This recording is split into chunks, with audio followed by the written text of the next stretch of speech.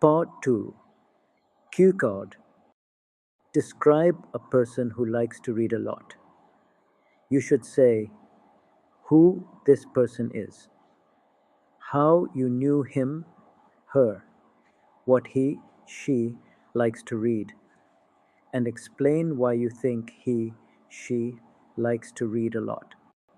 You will have to talk about the topic for 1 to 2 minutes. You have 1 minute to think about what you are going to say. You can make some notes to help you if you wish.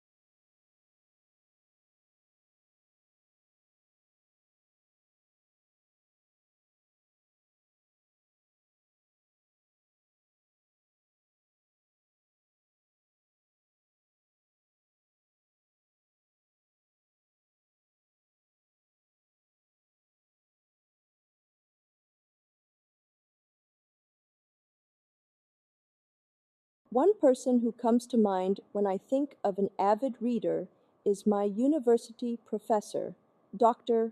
Rachel Lee. I had the privilege of studying literature under her guidance, and it was evident that reading was not just a hobby, but a passion for her. I got to know Dr. Lee through her lectures, which were always engaging and insightful. Her love for reading was contagious, and she would often recommend books that weren't part of the syllabus, but were relevant to our discussions.